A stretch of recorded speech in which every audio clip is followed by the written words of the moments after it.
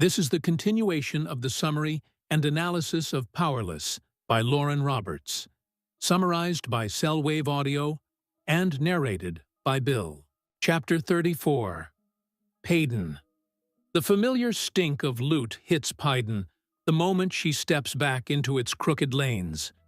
And for a second, the palace life feels like a bad dream she's waking from. The alleys are ragged and honest compared to the staged opulence she's been living among. Here, people's needs are plain, and survival is a blunt instrument. She moves through the streets with careful, practiced economy, taking measure of who has food, who has coin, who will look away long enough for her to slip a hand into a pocket. Because this is where her instincts are sharpest, and her lie no longer comforts her. Memory visits in small, specific details. The weight of a stolen loaf, the heat of a crowded bodega, the way Adina's laugh could cut through the worst night. For all the glitter she left behind, loot is the place that taught her how to keep breathing when the world wants to crush you. Even as she drinks in the rough honesty of home, Paedyn carries the palace with her like a bruise. The trials marked her in ways the public sees only as spectacle. To her, they are a series of knives turned under the skin. She thinks about what she learned among the nobles, the masks, the deals, the calculated smiles, and how to use those lessons in service of something else now. She moves with the same calm that sold prophecies to the desperate. But beneath her composure, a plan takes shape. The people of loot are small and overlooked, and that invisibility can be a strength if wielded correctly. Instead of shrinking from the world that hunted her, she begins to imagine bending its rules, using what she knows about the powerful, their vanities, their fears, to carve breathing room for herself and those she cares for. At night, when the alley lamps sputter and the city exhales, she sits with Adina and lets exhaustion fold over them like a blanket. The conversation is quiet, full of the little confidences that feel like rebellion, whispers of a safe route, names of friends who might be trusted, and small debts that can be called in when everything else is gone. Paedyn allows herself a rare, jagged smile at the memory of having been seen and still surviving. The palace may have taught her how to perform, but loot taught her how to be irreducible. She steels herself for the next step, not a storm of spectacle this time, but something quieter and far more dangerous, the slow work of undermining a system from the bottom up. If the kingdom wants to keep its teeth, she thinks, then she'll learn how to make it ache in ways it won't see coming. Chapter 35. Kai. The training rooms have become Kai's sanctuary and his penance, the sharp smell of sweat and leather grounding him as he drives his fists into the mats until his knuckles split. Nearly a week has passed since the first trial ended, since he buried a blade in Jax's chest, and the silence that followed has been unbearable. He fills it with movement, with punishing repetition, as if beating his body into exhaustion might drown out the memory of his friend's final breath.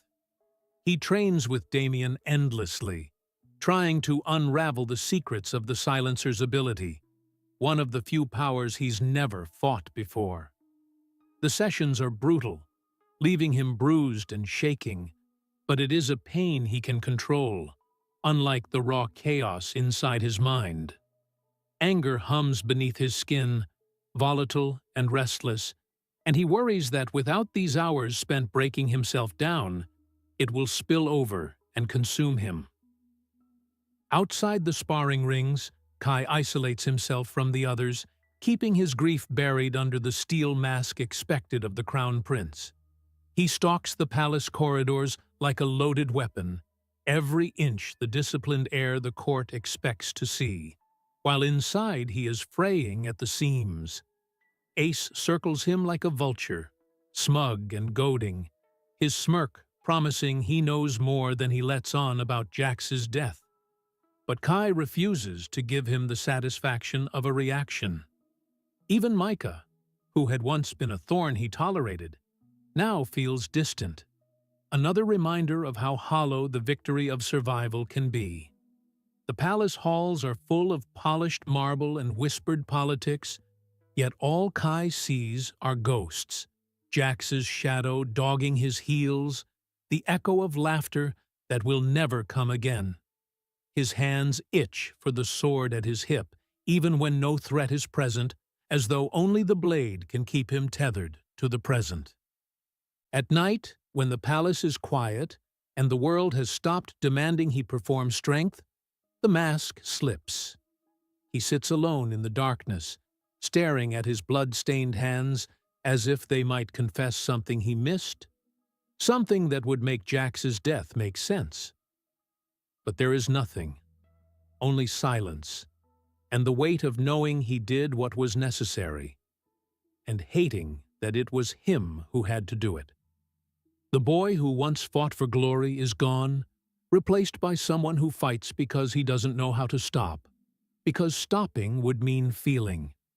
He wonders if this is what the crown wants from him, not a leader, but a blade so honed it cuts itself to stay sharp. And if that is true, he isn't sure how much of himself will be left when the sharpening is done. Chapter 36. Paedyn. The palace kitchen is alive with warmth and laughter as Paedyn stands opposite Kit, trying and spectacularly failing to catch a piece of chocolate he tosses toward her mouth. It bounces off her nose and skitters across the floor, earning a roar of laughter from him and muffled grins from the passing servants.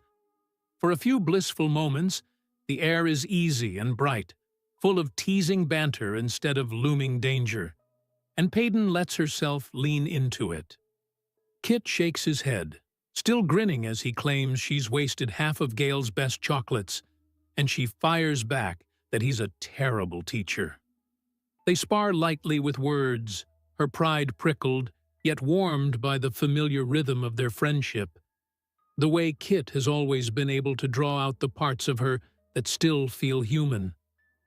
The palace may be gilded and cold, but here in this kitchen, surrounded by clattering pots and bursts of laughter, she feels almost like the girl she was before the trials carved her down to survival.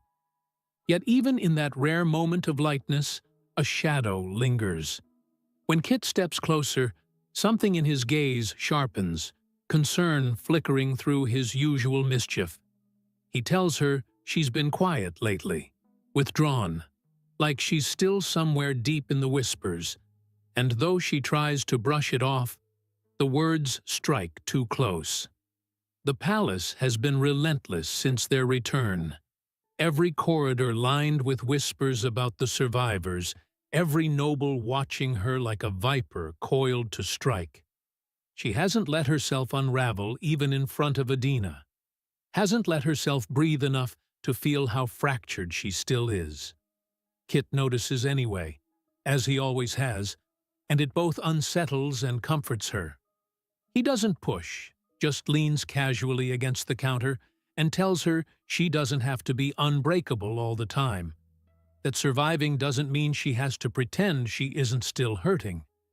It's the gentlest thing anyone has said to her in weeks, and it leaves her throat tight. When they part, the clatter of the kitchen fading behind her, Paedyn walks the palace halls with Kit's words echoing in her chest. The cold marble seems to stretch endlessly, full of watching eyes and whispered judgments, yet her steps feel steadier than they have in days. She knows she can't afford to break here, not when so much depends on her keeping her secrets buried, but the reminder that she is still more than just what the trials left behind kindles something fragile inside her.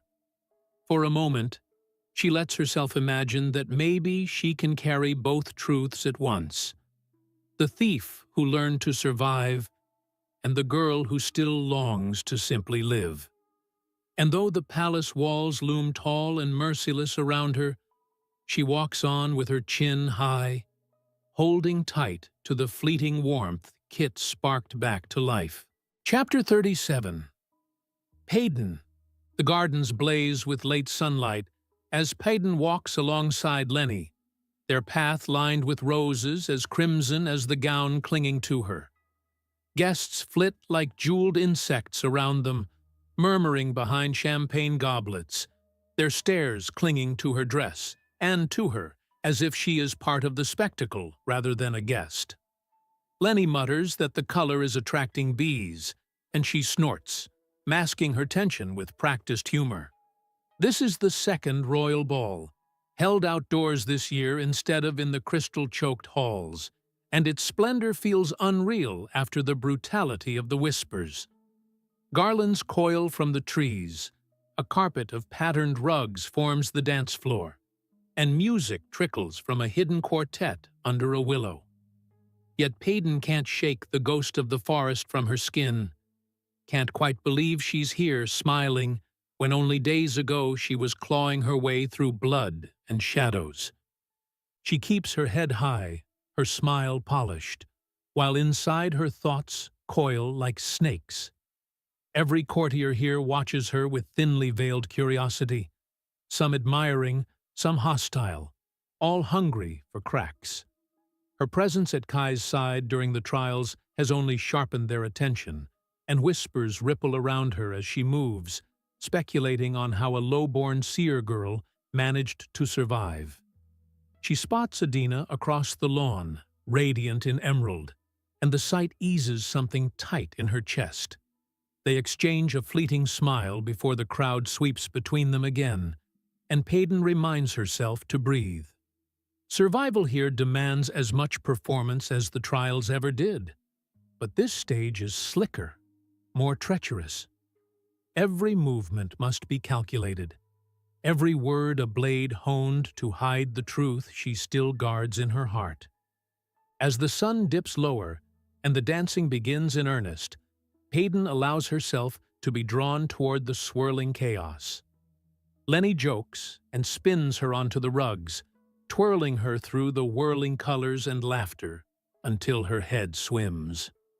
For a moment, she almost forgets the weight pressing on her shoulders, the crown's scrutiny, the dangers waiting beyond this golden night. But when the music lulls and her gaze snags on Kai across the crowd, standing rigid and watchful in his black attire, the illusion shatters. Their eyes catch, just for a heartbeat, and something taut threads between them before he looks away. The moment leaves her breathless, grounded not in fear this time, but in something far more dangerous. The sudden, treacherous hope that she might not be as alone in this fight as she has always believed. Chapter 38. Kai. Kai leans back against the rough bark of a tree, half hidden from the glittering chaos of the ball, laughing as Kit sputters whiskey down his chin. They've been sitting on the grass for nearly an hour, their game simple and juvenile. Drink every time Jack steps on Andy's toes. But somehow, it feels like the only thing keeping him tethered to this moment. The guests spin in vibrant loops across the carpets beneath the stars, all bright silk and easy smiles, while Kai and Kit sit apart in their rumpled shirts, sweat damp and flushed from drink. The sight of Jax laughing clumsily through the dance makes something ache low in Kai's chest. A ghost of the boy he used to be before the trials ground the softness out of him. Here, in the gentle thrum of laughter and liquor, the sharp edges dull just enough that he can almost forget the blood on his hands. As the music swells, Kit needles him about brooding too much, claiming the crown will get wrinkles if he keeps scowling like that. Kai snorts and deflects, accusing Kit of missing his mouth more often than the game demands. But the banter can't quite mask the hollowness beneath his smile. The ball is dazzling, all light and color, yet Kai feels removed from it, as though he's watching through glass. Even surrounded by familiar faces, he is untethered, drifting between who he was and what the crown demands he become. He watches Jax whirl Andy across the carpets, their laughter spilling like spilled wine, and he feels the bittersweet ache of knowing these moments are borrowed. The trials loom ahead like storm clouds on the horizon, and once they begin again, there will be no room left for softness. Still, for tonight, he lets the charade hold. He drinks when Kit shoves the flask at him, laughs when his brother mutters half-drunk commentary about the dancers, and forces himself to look like he belongs among the golden whirl. The mask is easier to wear in the dark, easier when no one expects him to speak. Yet even as he leans back and lets the stars blur above him, part of him stays coiled, always half in the battlefield. He knows this fleeting warmth will vanish with the sunrise, leaving only cold duty in its place. But for now, for this one night beneath the music and the stars, he lets the weight of the crown slip from his shoulders and pretends he is just a boy again, laughing with his brother, whole for as long as the night will allow. Chapter 39. Paedyn. Lenny is already grumbling outside her door when Paedyn tears off her crimson gown, the silk pooling around her feet as she trades it for worn training pants and a loose cotton shirt. His muffled complaints about her princess habits make her roll her eyes, but her hands tremble with something like relief as she laces her boots. The dress felt like a cage. This is who she is, quick, sharp, untethered. She itches to slide her dagger into her boot, but forces herself to leave it behind. After Lenny warned her weapons are forbidden in what the nobles have dubbed an impromptu exhibition match. The very idea of parading them out to fight for courtly amusement churns her stomach. But there's no choice.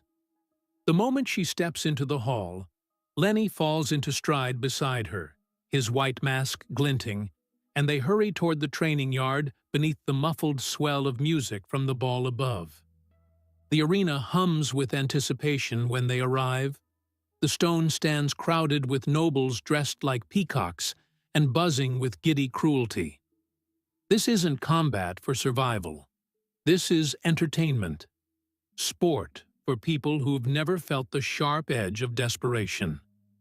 The scent of oil and sweat coils through the air as Paedyn steps into the sandpit, her pulse hammering in her ears. Across the ring stands her opponent, an imperial with a polished grin and eyes that linger on her like she's prey. The officials bark the rules: no killing, no outside weapons, and the crowd erupts as the match begins. The imperial lunges first, all flash and arrogance, and Paedyn's body reacts before her mind can catch up. She ducks, pivots, lets instinct steer her. Every strike drives her deeper into the rhythm she honed on Loot's streets, that brutal calculus of angles and survival they will never understand. Each blow becomes its own rebellion, her body cutting through the air like a blade, while the nobles roar above her. The fight blurs into a sequence of motion and muscle memory, of darting feints and bone-sharp counters, until her opponent stumbles and she has him pinned, breathless and snarling, her knee at his throat. The crowd explodes with delighted applause, their cheers drowning out her hammering pulse. As she steps back and bows stiffly, forcing a smile, she catches Lenny's gaze in the shadows beyond the ring. He's grinning, pride bright in his eyes, but she can't quite return it. The nobles see this as a game, a spectacle. To Paedyn, it is just another reminder that here, her worth is measured in blood and performance. She walks from the arena with her head high and her hands shaking, the taste of iron still sharp in her mouth. Chapter 40. Kai. Kai wakes sprawled on the jagged edge of Plummet Mountain, with the world tilting around him, his skull pounding from the cocktail of whiskey, brawls, and the drug someone used to drag him here. Wind knifes through his hair, cold and sharp, while his vision slowly steadies on the sheer drop yawning below. He isn't alone. Andy groans beside him, Braxton is stirring, and Blair's lilac hair glints in the sunlight as she sits up, looking murderous. The only thing more jarring than their disorientation is the ink scrawled across Kai's hand in his own hurried script. She said I could touch her when I'm sober. The words jolt through him like a live wire, dredging up flashes of last night.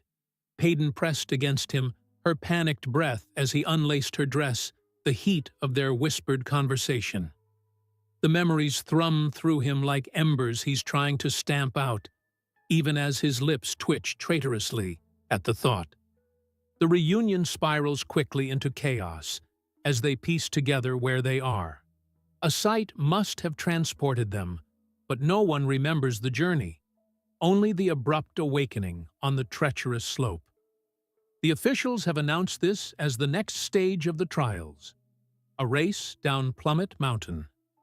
It is as brutal as it sounds, an obstacle-strewn gauntlet of jagged rock, steep cliffs, and the thin air of deadly altitude. They will have to descend alive, competing not just against each other, but the mountain itself. And the knowledge sharpens Kai's senses like a blade. The hangover haze burns away as adrenaline floods in. The group exchanges tense glances, all of them scarred from the last round, all of them knowing the mountain will not care about their grudges or their grief. It will kill the careless without pause. When the signal finally sounds, the mountain erupts into motion. Braxton charges ahead like a battering ram, Andy darts with fox-like speed, and Blair vaults across a ledge with infuriating grace. Kai launches himself after them, every instinct honed by years of lethal training snapping into place. The wind howls in his ears as gravel skids beneath his boots, his body a coiled spring as he leaps from crag to crag, muscles screaming as he controls each landing by sheer force of will. Behind the sharp focus, though, the memory of Paedyn's touch coils like a live ember, refusing to be extinguished even by the roar of the mountain beneath him. He grits his teeth and pushes harder, determined to outrun both the ache in his chest and the crown's gaze that waits to see who will survive the descent. Chapter 41. Paedyn. Paedyn's world has narrowed to rock and breath, and the burn in her legs as she drags herself up the relentless slope of Plummet Mountain. A stubborn pebble grinds in her shoe, but her hands are too busy clinging to slick stone to stop and shake it out. The forest has long since fallen away behind them, replaced by sharp cliffs cloaked in wiry plants and mist curling off the jagged heights. Every muscle in her body screams as she hauls herself upward, sweat stinging her eyes, the thin air slicing at her lungs.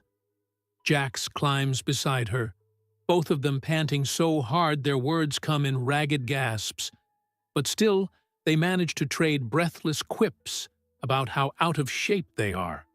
The brief flashes of humor keep her from splintering under the weight of exhaustion and fear. Above them, the peak looms like a cruel promise, impossibly far, no matter how high they climb. The thin thread of camaraderie snaps when Ace's voice cuts through the wind, dripping with mockery. He scales the rocks a few feet away, as if the mountain is a mere inconvenience, his lazy smirk as sharp as a blade. Rage flickers in Paedyn's chest at the sight of him, the boy who has tried to kill her more than once, and she forces herself to swallow it down. This mountain is lethal enough without the distraction of grudges, but Ace seems determined to provoke her. His taunts echo between the rocks as they climb, needling at her focus until each word feels like a thorn beneath her skin. The temptation to lash out simmers hot and reckless, but she channels it into her movements, driving herself faster, refusing to give him the satisfaction of seeing her crack. She will not waste her strength on him. Not here, not yet. As they ascend, the air grows razor-thin and cold, leaching warmth from her bones. Her fingers are raw, her arms trembling, and every slip of her boot sends a cascade of pebbles skittering into the yawning void below. Fear stalks her with every step, whispering how easy it would be to fall, how quickly the mountain would erase her. She thinks of Lut's rooftops, of running roof tile to roof tile with Adina close behind, and clings to that memory of fearlessness like a rope. This is just another rooftop, she tells herself. Just another leap she cannot afford to miss. Somewhere above, the summit waits, and beyond it, the crown's watching eyes. But right now, it is only her, the rock beneath her hands, and the unshakable truth that she will not be the one who falls. Chapter 42. Kai. The cold bites at Kai's skin as he hauls himself up the sheer wall of Plummet Mountain, the wind clawing at his cloak like invisible hands trying to drag him down. The stone is slick beneath his gloves, crusted with frost, and each pull of his arms is a brutal test of endurance. Muscles scream, lungs seize in the thin air, yet he pushes harder, refusing to yield to the ache gnawing through his body. He forces his thoughts away from the burn in his limbs and fixes on the summit above, on the crown, on the title of victor, on the future that feels as distant and sharp-edged as the peak itself. All around him, the others climb in tense silence, their breaths ragged clouds that vanish as quickly as they appear. Somewhere below, Paedyn's laughter echoes faintly through the wind, and the sound coils tight in his chest before he can chase it away. The memories creep in when he least expects them. Lut's dark alleys, the blood on his hands, the hollow-eyed child he once was. He sees the ghost of who he used to be in every shadow, clinging to the mountain's face.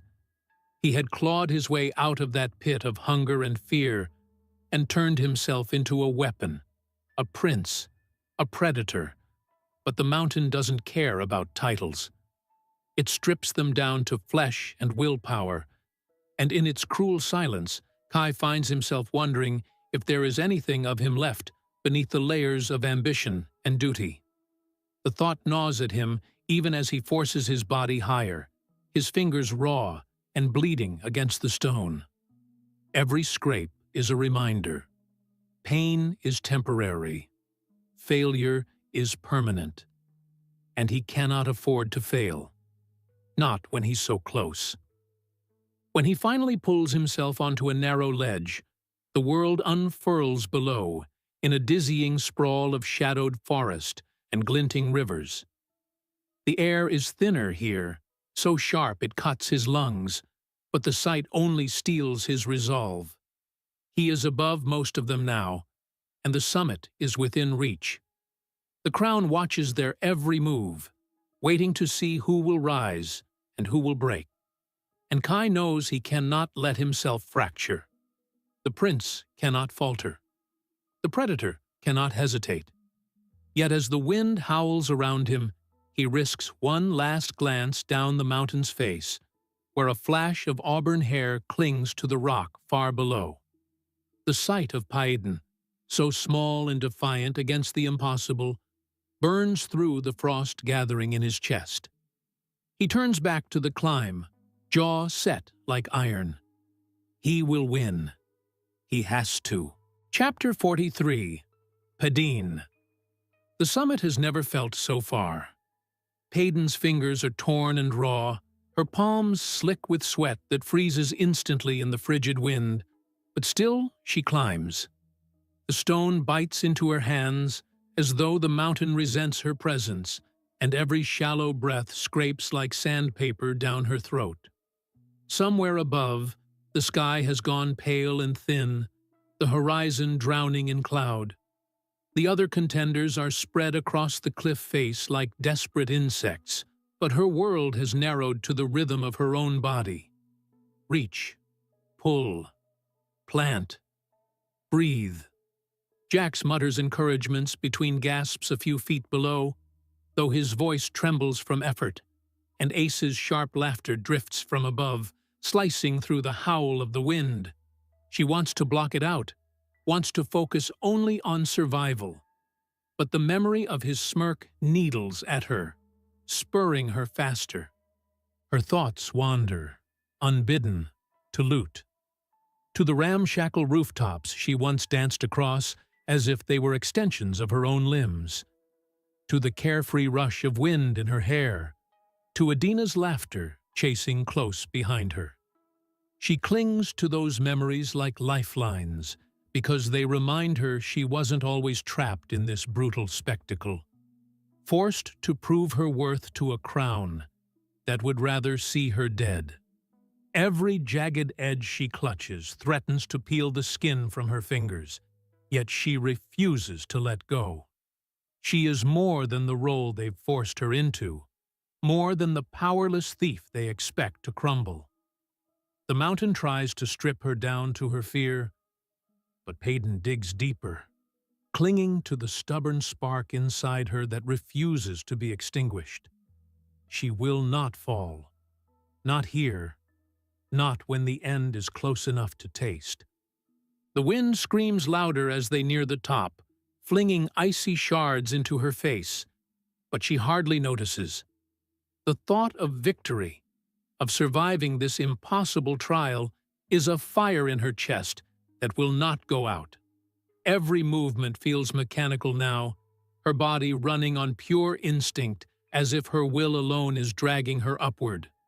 Her muscles are long past the point of protest, trembling with every pull, but she grits her teeth and keeps moving.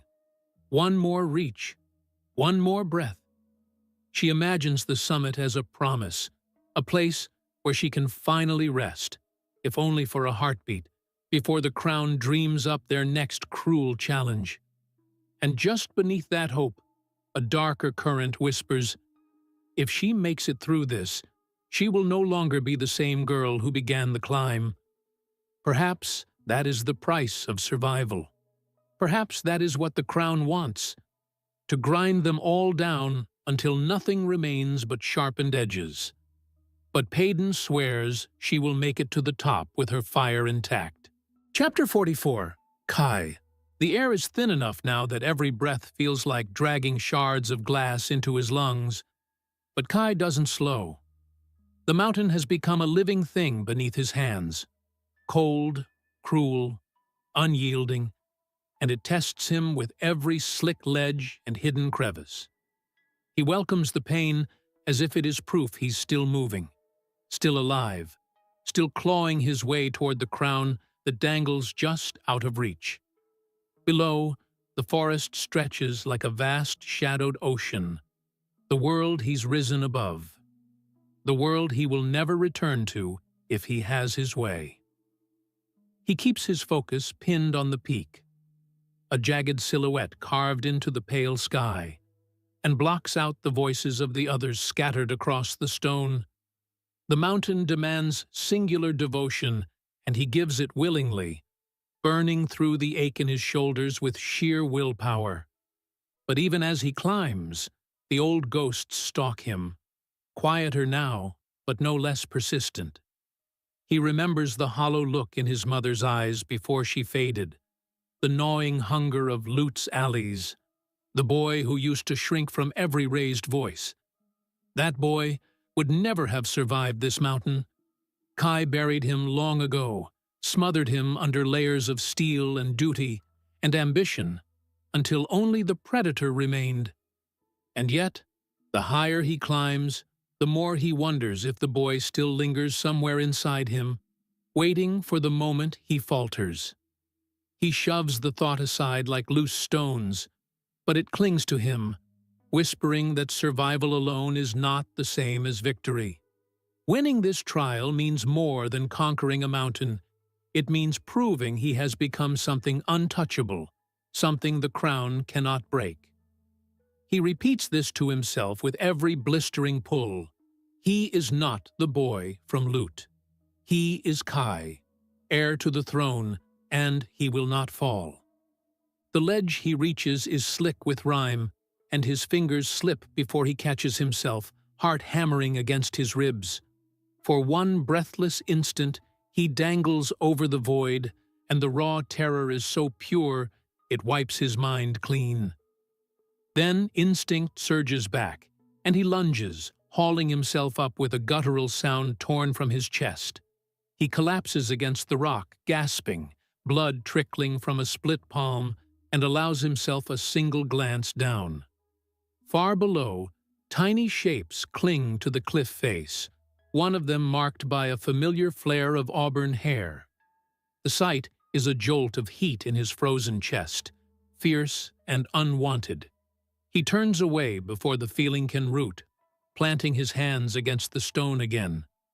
The summit is close now, so close he can almost feel the wind of it on his face, and he refuses to let anything, not his pain, not his fear, not Paedyn, distract him from seizing it. Chapter 45.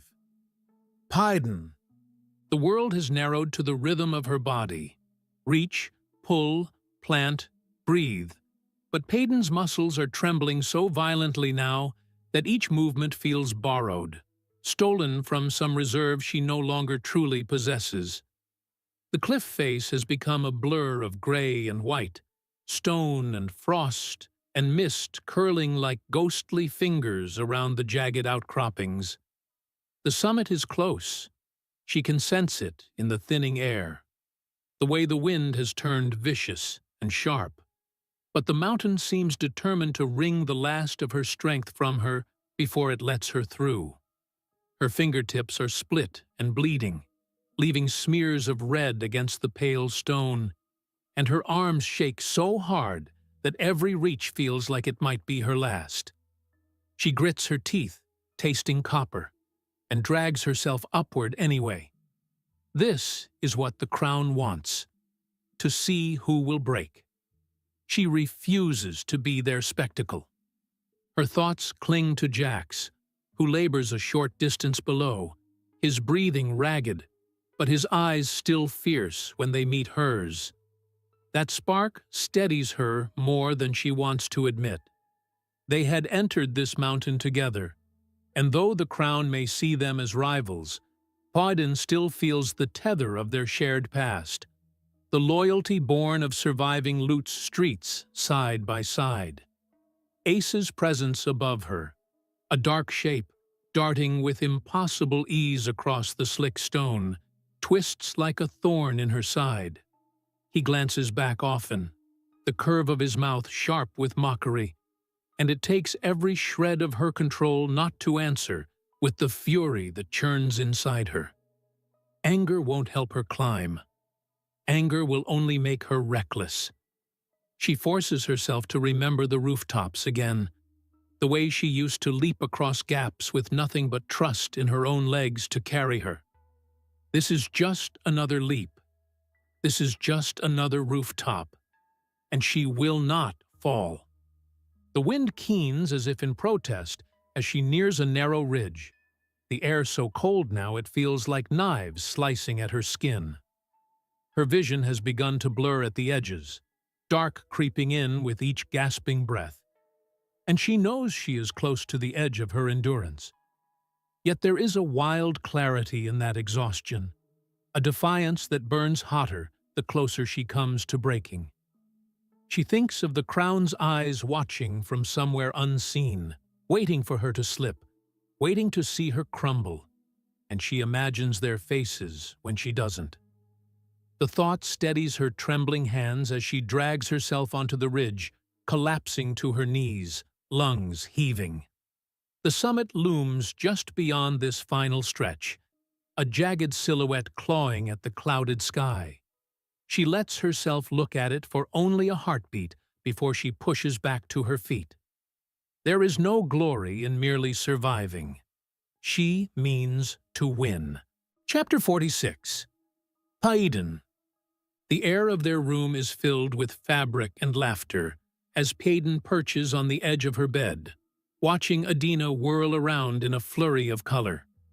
A half-finished dress lies draped across the blankets, and Adina's eyes are shining with a manic kind of determination. Ellie hovers nearby, breathless with admiration, while Paedyn tries to shield her ears from Adina's delighted squealing.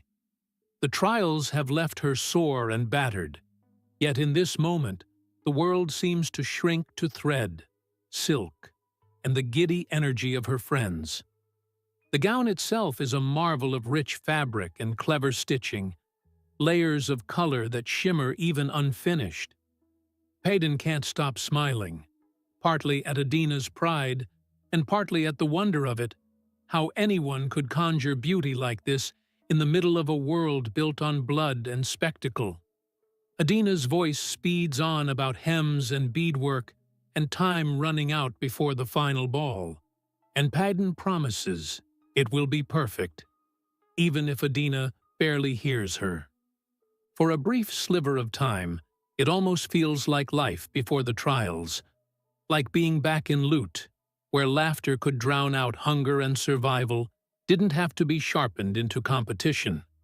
Yet that illusion wavers when Adina finally collapses beside her, clutching the dress as though it might shatter, whispering how much this matters. Paedyn feels the weight behind those words, how this ball is not just a celebration, but a stage, a place where every eye will be watching, waiting for any sign of weakness. Even as she reassures Adina, she feels the tension coiling again under her skin, the knowledge that the Crown has orchestrated this glamour as part of their cruel theater. The dress will be stunning, yes, but it will be worn into a cage. Paedyn swallows that thought, smiles wider, and lets herself admire the fabric a little longer.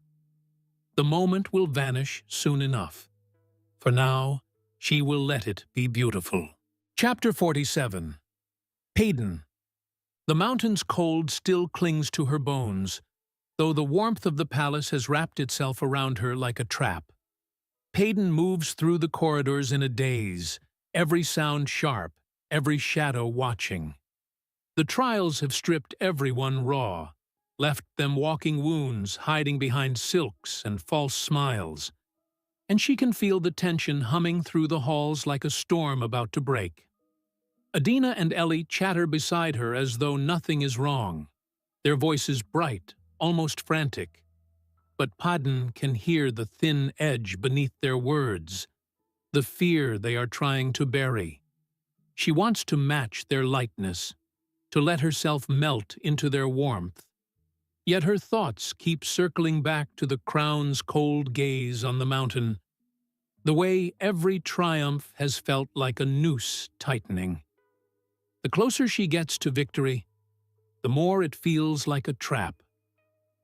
Jax appears suddenly, leaning against a marble pillar as though he owns the place, and for a heartbeat, the sight of him grounds her. He is bruised, exhausted, but still standing, still the same boy who once ran beside her across Loot's rooftops with laughter spilling from his lips. That memory flashes sharp and bittersweet as he gives her a faint smile, as though they are still those children. And none of this has happened. But beneath it, she sees the same tension that knots her spine. The understanding that they are both pieces in the Crown's game, and only one can survive it. Their quiet conversation is a thread of something real in the suffocating pretense of the palace, and she clings to it even as they part. When he disappears back into the maze of corridors, the warmth he brought with him fades, leaving her alone with the glittering walls and her own racing thoughts. She squares her shoulders, forces her face into calm, and walks on. The final ball is coming. Every step she takes echoes that truth. The palace is dressing itself like a predator, draped in jewels and gold, and Paedyn can feel its eyes on her already. She imagines the crown watching from their high, shadowed thrones, hungry to see who will falter next. She knows they expect her to be ornamental, a spark to burn bright for their entertainment before she's snuffed out. But she will not be their fleeting flame. She will walk into their ballroom wrapped in silk and defiance, and they will not see her break. They may see her dance, they may see her smile, but they will never see her afraid. Chapter 48. Kai. The palace hums like a coiled predator as Kai strides through its marble corridors, the soft glow of lantern light gilding the edges of his shadow. Every guard he passes stiffens at his approach, their eyes flicking to the bruises still mottling his skin from the trials, but he ignores them. His body aches from the mountain's cruelty, but he wears the pain like armor, letting it sharpen the rhythm of his steps. The crown has rebuilt its gilded cage, while the contestants licked their wounds, and now the halls gleam with flowers and gold, as if beauty can hide the blood that has soaked into the stones. Kai has lived long enough in this palace to know its games, to see the invisible strings pulling at everything. The final ball will be the grandest stage of all, and he intends to own it. Still, the quiet has teeth. He can feel them in the silence that presses close, in the way every whisper dies when he draws near. The crown is watching more closely now. He can sense their interest sharpening, their patience thinning. Victory is so close he can taste it. Yet each step forward feels like walking deeper into their jaws. And beneath all that, buried where he wishes it wasn't, is the thought of her. Paedyn. He keeps seeing her clinging to the cliff face, raw and furious and burning with life, and the memory slides under his skin like a blade. He tells himself she's only another rival to crush, but something about her persistence has lodged in him like a splinter. It infuriates him. It unsettles him. He will not let it weaken him. When he enters the grand hall, the space is unrecognizable. The floor has been polished to a mirror sheen, chandeliers dripping with crystal light from the vaulted ceiling, and flowers spill from golden vases like captured fragments of summer. It looks like a dream carved from opulence, and yet Kai sees the trap in it instantly. This beauty is a stage, the last performance before the crown chooses who will live and who will be erased. The thought tightens his spine like drawn steel. He has clawed his way from the gutters of loot to this palace of glass and knives, and he will not let it slip from him now. He will walk into their glittering arena as though he were born to it. He will dance with blood still drying on his hands and make them believe he was always meant to wear their crown. Chapter 49. Paedyn. The palace has transformed overnight into something out of a dream, but to Paedyn it feels more like a snare wrapped in silk. She stands at the threshold of the grand hall, its arched ceiling dripping with crystal light, the marble floors so polished they blur her reflection. Garlands of pale flowers spill from gilded urns, their perfume cloying in the air, and every surface gleams as though trying to blind her into forgetting where she is. Servants flit like ghosts, stringing the last ribbons, lighting the last candles, preparing the stage where they expect her to play her part. It is all too perfect, too delicate, as if the slightest wrong step will shatter it. And perhaps that's the point. The crown has built this beauty like a weapon, meant to dazzle, meant to lull the contestants into forgetting the teeth hidden beneath. But Paedyn sees them. She has learned to spot the traps behind gilded cages. Adina chatters at her side, hands flying as she describes every detail of the gown she's finishing. the way the hem will swirl like water when Paedyn moves. Ellie follows, arms full of ribbons, her eyes glowing with the kind of delight only someone untouched by the game can still hold. Paedyn tries to smile for them, to let their excitement wash over her like warmth, but it slides off the iron in her chest. She wants to tell them what this ball truly is, a spectacle for the crown to watch her break. But the words stick in her throat. If she says it aloud, it becomes real, and right now she needs the illusion as much as they do. So she nods and lets them fuss over her, lets Adina hold scraps of silk against her skin and babble about thread counts and beading.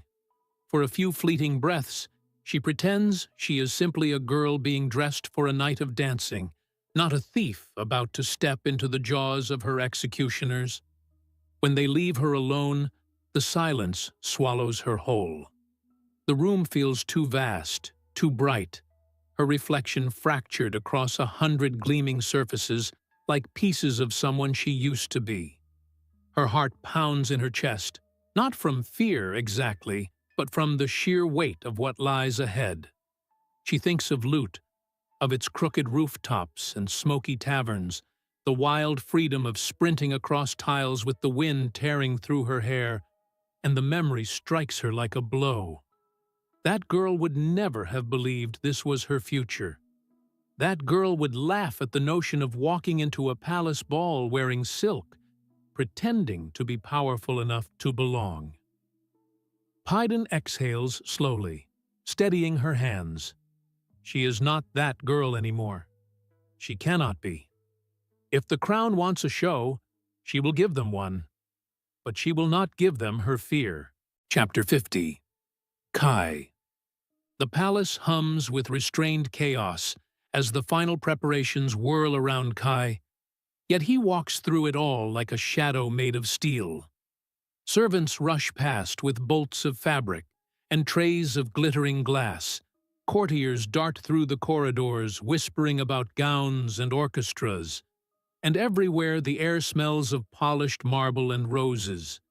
It is the night before the ball, the last reprieve before the crown bares its teeth again, and Kai can feel the weight of it pressing on everyone's shoulders. Even the guards stand stiffer, their hands twitching near their hilts as though expecting the walls to crack open at any moment. But Kai keeps his pace steady, each footfall measured, deliberate. He will not let them see the storm inside him. The crown feeds on weakness, and he has none to give. Still, silence hunts him even in the noise. Every polished mirror he passes throws back his reflection like an accusation. The bruises still fading along his jaw, the haunted sharpness in his eyes, and he thinks of the boy who once flinched from every shadow in Lute's alleys. That boy would not recognize this version of himself, draped in power and expectation, preparing to dance for the very people who would have let him starve. The thought coils like a blade inside his chest. He tells himself he has killed that boy, buried him beneath ambition and blood. But in moments like this, he feels the echo of him stirring, clawing against the walls Kai built around his heart. That part of him whispers that winning will not bring peace, only a different kind of cage. He crushes the thought before it can grow. There is no room for doubt now. There is only the climb, the crown, and the ruthless certainty that he will stand at the top when all the others have fallen. In the privacy of his chambers, the noise fades, replaced by a hollow stillness that somehow weighs even more. The finery waiting for him, black and gold silks folded across the bed, boots polished to a mirror shine, feels less like clothing and more like armor. He stands over it, flexing his hands until his knuckles pop, and forces his mind to stillness. This ball is no celebration. It is a battlefield dressed in chandeliers, and he will walk into it not as prey, but as the predator he has shaped himself to be. he will smile and charm and glide across their perfect floors as though he was born for it, even as his every move is calculated to remind them he is dangerous. The Crown thinks they have forged him into their perfect weapon, but Kai intends to wield himself on his own terms. If they want a performance, he will give them one so flawless they forget he was ever anything but theirs, until it is too late. Chapter 51. Paedyn. The air hums like a taut string as Adina finally unveils the gown, holding it aloft in trembling hands as though she's presenting a blade instead of fabric. Paedyn can only stare for a moment, stunned. The dress is a masterpiece, spun from layers of silk so fine they seem to shift color when they catch the light. Deep blues melting into silver like twilight swallowing stars. Tiny beads scatter across the bodice like constellations, and the skirt ripples as Adina shakes it out, flowing like water over her arms. Ellie gasps openly, eyes wide, and even Paedyn, who has spent her life pretending not to care for beauty she could never afford, feels her chest ache with something sharp and unfamiliar. It is not just the loveliness of the gown that strikes her, but what it means, that Adina has poured her heart into this, stitch by stubborn stitch, to wrap Paedyn in defiance and pride. Adina babbles about last-minute alterations, her voice high and breathless, and Ellie keeps circling Paedyn like a planet, marveling aloud at how the color will make her eyes blaze. Paedyn stands still in the center of the room while they pin and tug and lace, trying to hold herself steady as their excitement whirls around her. The silk slides cool against her skin, feather-light, yet heavy with meaning, and for the first time she can feel how deeply they are rooting for her. That knowledge hits harder than any blade. She has spent so long surviving alone, trusting no one, building walls around her heart, and yet here they are, breaking through them without even trying. It terrifies her. It steadies her. She meets Adina's fierce, tear-bright gaze in the mirror and forces a smile, softer than she means it to be. "It's perfect," she whispers, and this time she almost believes it. But when they leave her at last, and the chamber falls silent again, the weight of the gown settles differently on her shoulders. The palace beyond her door is thrumming with preparation, its jeweled halls buzzing like the body of some colossal predator, and she knows she will walk into its jaws tonight, dressed like a queen. The thought both chills and steels her. The Crown believes this silk will make her fragile, delicate, easier to shatter. But they are wrong. This gown is not her surrender. It is her armor. She will dance across their glittering stage, not as the powerless thief they think they caged, but as the fire they cannot snuff out. The mirror catches her reflection as she turns, and for just a moment she sees not the girl from Loot, but someone sharper, brighter, unbroken. She straightens her spine. Let them see her. Let them watch. Chapter 52. Paedyn. The corridors glitter like cages as Paedyn makes her way toward the ballroom, the soft hiss of her gown brushing the marble floor with every step. Adina and Ellie flank her like twin sparks of nervous energy, adjusting the drape of her skirt and whispering last-minute encouragements, but their voices blur at the edges of her focus. Her mind feels distant, carved from glass, too still, too sharp. The gown Adina created moves around her like water caught in starlight, its deep blues and silvers shifting with each breath. But Paedyn can't shake the feeling that she is walking into a trap disguised as a dream. The palace hums with the promise of spectacle, its jeweled sconces glowing like watchful eyes, and every sound seems to echo too loudly in her ears. They pause at the towering doors that lead to the grand ballroom, where muffled music seeps through the carved wood. Adina clutches her hands and whispers how magnificent she looks, how she will stun them all, how she will survive. Paedyn smiles as best she can, but the expression feels foreign on her lips. In their faces, she sees belief, stubborn, radiant belief, and it both steadies and frightens her. They do not know the razor's edge she is walking, how one misstep tonight could send her plummeting back into the darkness the crown is waiting to swallow her with. But she cannot tell them. She will not dim their light with the truth. Instead, she thanks them softly, then watches as they slip away, leaving her alone in the echoing corridor. The silence settles over her shoulders like frost. Paedyn draws a breath, tasting the sharp tang of fear under the perfume of flowers and wax, and straightens her spine. The crown wants her to enter this ballroom fragile, a thing to be admired and broken. Instead, she will walk in like a blade sheathed in silk.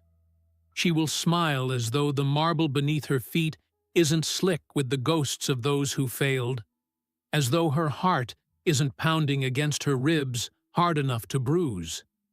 The music swells, rich and sweet, and the great doors begin to open before her, spilling light across the polished floor like liquid gold.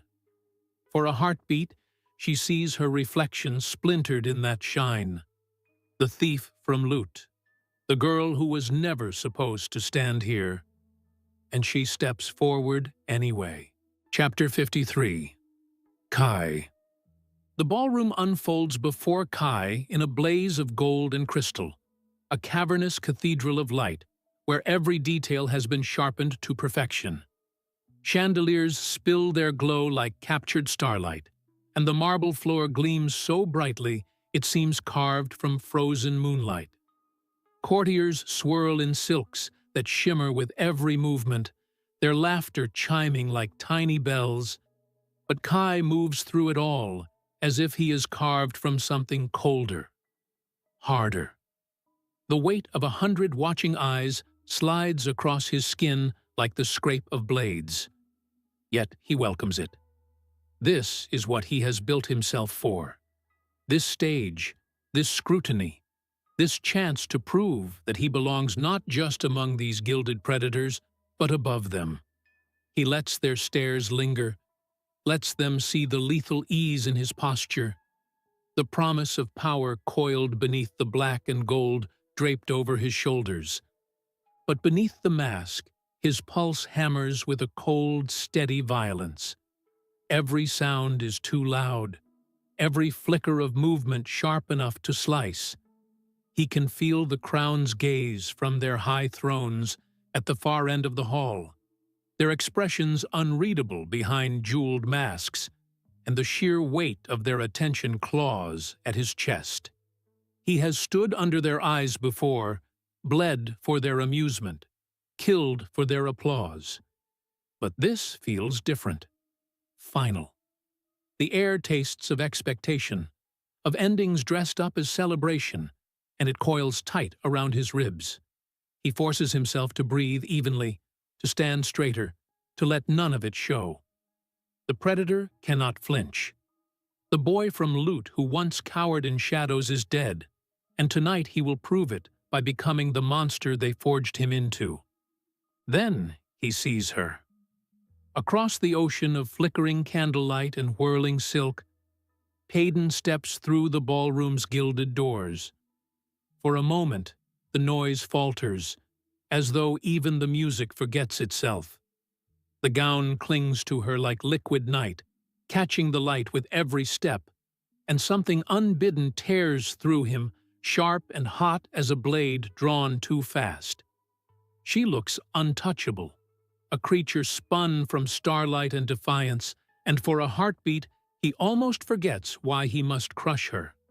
The sensation is infuriating, dangerous. He forces his expression back into cold indifference, but his thoughts will not obey. She is fire wrapped in silk, and he can feel her pulling at him even from across the glittering expanse. He tears his gaze away, sets his jaw like stone, and moves deeper into the throng. If she has come to burn, he will be the one to outlast her flame. Chapter 54. Kai. The bowl is a roaring sea of noise when Kai and the others are marched down from the castle, the path lined with shouting spectators. The final trial has arrived, and for the first time, there is no drugging, no black sacks over their heads, no waking up disoriented in some hidden corner of the kingdom. This time, they are fully awake, fully aware, walking toward what could be the end. The air hums with feverish energy, and the crowd's anticipation lashes at him like a whip. They've come for blood. They always do. Every step closer to the massive arena makes Kai's body hum with tension, the old instinct of survival winding tight in his muscles. Yet even as adrenaline sharpens his focus, a sliver of unease slides through him, because this final test is cloaked in mystery. There's been no hint of what they'll face inside the bowl, only that it will decide everything. When they reach the towering gates, the crowd erupts, a single monstrous sound that rattles the metal. Inside, the bowl's vast circular expanse spreads out under a bruised sky, its walls climbing high and slick with shadow. The sand underfoot is a pale, cracked yellow, and in the center, the trial master waits, draped in ceremonial red and gold. Around the rim of the arena, the elite and the crown glitter like fragments of the sun, their jeweled masks gleaming in the dull light. Kai takes it all in quickly, mapping exits, calculating distances, and reading the faint tremors of fear and excitement radiating from the other contenders. His body remembers what his mind cannot yet predict: how to move, how to kill, how to survive. There is no room for fear now, only precision. He forces everything else down, even the stubborn image of Paedyn's eyes when she last looked at him, fierce and wild as stormlight. The trial master raises his hand, and silence drops like a blade. The rules are simple, he announces. Endure what is coming. Nothing more. No alliances, no limits. Only survival. The gates around the bowl shudder and grind open, and the stench of raw earth gusts in with the wind. From the darkness beyond those gates comes a low, rumbling sound, deep enough to rattle Kai's bones. He shifts his stance, rolling his shoulders back, every sense flaring. Whatever emerges will try to destroy them, and he will have to be faster, sharper, more ruthless than he has ever been. As the shadows begin to move and the roar crescendos, Kai exhales once, steady and cold, and readies himself to become the weapon they made him. Chapter 55. Paedyn. The bowl is a thunderous blur of sound as Paedyn is herded through the towering gates with the others, the roar of thousands of voices hammering against her skull like waves on stone. This time, there is no disorientation, no waking up groggy from sedatives in some hidden corner of the kingdom. She is fully awake, fully aware, and the rawness of it makes her skin feel too thin. The sand beneath her boots is bone-dry and pale, and the walls of the arena rise so high they seem to scrape the bruised sky. Above, the stands are a living mosaic of color and jewels, packed with nobles, whose cheers carry the cruel delight of spectators at a slaughter. Every inch of her screams to run, but there is nowhere to go. The only way out is through whatever the crown has prepared for them, and she can feel the weight of that truth pressing down on her ribs until it hurts to breathe. She risks a glance at the others fanned out around her. Jax's face is carved from stone, his shoulders tight with contained energy, while Ace prowls with a predator's grin, eyes alight as if he's been waiting his whole life for this. Somewhere across the ring, she catches a fleeting glimpse of Kai, all sharp edges and cold focus, and something twists hard in her chest before she can bury it.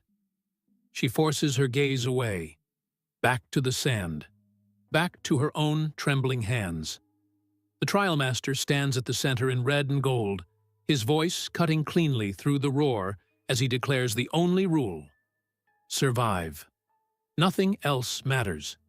No alliances, no mercy. The words send a ripple through the group, a tightening, a silent acknowledgement that this is where the crown will finally cull the weak. Then the air changes. The gates groan and grind open around the circumference of the bowl, and a rank gust of air surges in, damp, earthy, laced with something metallic and sour. The crowd surges to its feet, their roar sharpening into a single, ravenous pitch. Paedyn's pulse skitters. From the dark beyond those gates comes a rumble so low it seems to vibrate the ground, rising like the snarl of something ancient and furious. She goes utterly still, instincts screaming, her body coiled and ready to spring even as she cannot yet see what's coming. The roar grows louder, closer, until it fills the bowl like thunder cracking the world apart. Paedyn draws one slow breath, tasting fear like iron on her tongue, and sets her feet. Whatever emerges, she will not be the one who breaks. Chapter 56. Kai. The sound that erupts from the darkness is not merely loud. It is primal, a bone-deep roar that thrums through the sand and up Kai's legs like a living earthquake. The gates have yawed wide enough now for the shadows beyond to stir, and something massive shifts just out of sight, the rasp of claws on stone slicing through the silence. Around the arena, the crowd surges to its feet, their cheers cresting into a single fevered cry, but Kai tunes it out. The bowl has vanished from his mind. All that remains is instinct. His body slides into readiness, muscles coiling, breath steady, eyes sweeping the perimeter as he maps exits and calculates angles. Whatever is coming will try to kill them, and he intends to meet it first. He lets the noise dissolve into a thin, distant hum. In here, there is no court, no crown, no destiny, only prey and predator. The creatures burst through the gates in a blur of muscle and teeth, a pack of them, sleek and low like wolves, but heavier, their hides sheened with scales that glint like dark metal under the fractured light. The first one slams into the sand so hard it sends a shockwave of grit spiraling into the air, and then they are all moving, faster than they should be, too fast for their size. Panic rips through the group like wildfire. Several contenders scatter instantly, screaming, their formation breaking apart. Kai does not move. He watches, waiting for the rhythm of their attack to reveal itself, until one lunges at him in a snapping arc of fangs. He twists aside, feeling the rush of air graze his cheek, and slams his blade down along the curve of its neck. The beast shrieks, an ear-splitting sound like metal tearing, before crumpling into the sand. Warm blood steams in the chill air, and the scent sharpens his focus into a knife's edge. Around him, chaos detonates. The bowl is a blur of snapping jaws and whipping tails, sand kicking up in clouds as the creatures tear through their ranks. Screams pierce the roar of the crowd, shrill and short-lived. Kai moves like water through the storm, sliding between snapping jaws, striking fast and clean, every motion as precise as a heartbeat. The beasts fight like a single organism, coordinated, relentless, but he meets their ferocity with his own. Somewhere through the haze, he catches flashes of others still standing, Jax darting between strikes, Paedyn vanishing into bursts of sand. But he cannot afford to look too long. A single lapse will mean death. One of the creatures wheels toward him with a guttural snarl, and Kai bares his teeth back at it, surging forward. He does not run. He does not hesitate. If the crown wanted monsters, he will give them one. Chapter 57. Paedyn. The world detonates into chaos the instant the creatures burst from the gates. They are nightmares made flesh. Huge, low-slung things built of muscle and shadow, their black-scaled hides glinting like shards of obsidian, their eyes burning a molten amber. The first impact rattles the bowl, sand exploding upward as claws gouge deep furrows into the floor. Screams tear through the air as contenders scatter in every direction, the fragile line between them shattering instantly. Paedyn's heart lurches hard enough to bruise her ribs, but instinct takes over before panic can root. She drops low, rolling out of the path of a slashing claw, and sand sears her skin as she scrambles to her feet. The creature slams past where she stood an instant ago, the force of its passage sending a shock wave through her bones. Her breath saws in and out, harsh and fast, and she forces herself to keep moving. If she stops, she dies. One of the beasts swings its head toward her, jaws gaping wide enough to crush her in a single snap, and she dives just as its teeth slam shut with a deafening crack. The air stinks of blood and earth, and something sour, metallic, like rusted iron. Around her, the bowl is pure chaos, bodies darting between flashing teeth, blades glinting, sand erupting under pounding claws. She catches a blur of jacks a few yards away, carving deep into one of the beast's flanks, and relief spears through her before fear drowns it again. Ace is a flicker of motion at the edge of her vision, grinning like this is all just another game. Somewhere beyond the haze, Kai moves like a dark blade, methodical, precise, untouchable. She drags her gaze away before it can cost her. A low snarl vibrates behind her, and she spins, instincts screaming, just as another creature lunges. There is no time to think, only to react. She sidesteps at the last second, slamming the heel of her boot into the creature's snout with every ounce of strength she has. Bone crunches under the impact. The beast reels back with a screech, and she bolts toward the edge of the bowl, sand flying beneath her feet. The crowd above is a single roaring blur, their cries blurring into a single wordless hunger. She searches desperately for higher ground, anywhere to break the line of attack, and spots a jagged outcrop of stone jutting from the arena wall. Her legs burn as she runs for it, dodging snapping jaws, ducking beneath a lashing tail that whips the air with enough force to crack stone. She claws her way up the rock, lungs heaving, just as another beast barrels into the base with an earth-shaking impact. She clings to the stone, shaking but still standing, and forces herself to look out over the carnage below. She will not be prey. Not now. Chapter 58. Kai. The bowl has dissolved into blood and dust, and Kai moves through it like the eye of a storm. Every sense is sharpened to a blade's edge. He can hear the snap of jaws behind him before they close, feel the shift of air that warns of claws about to strike. The beasts circle in relentless waves, their movements coordinated, almost tactical, and he knows the crown has chosen them for exactly that. They are testing not just strength, but strategy. Who can adapt? Who can endure when chaos becomes total? He ducks beneath a slashing paw, sand spraying across his vision, and drives his blade upward in a clean arc that severs muscle and tendon. The creature howls, collapsing in a spray of blood, and Kai is already moving again, slipping past its fall to face the next. He has become rhythm and precision, striking only when certain, never wasting movement. The others are not faring so well. Screams puncture the roar of the crowd as contenders fall, some disappearing beneath snarling jaws, others retreating in wild panic that only draws the beasts faster. Jax still holds his ground nearby, carving through a creature's hind leg even as blood slicks down his arm.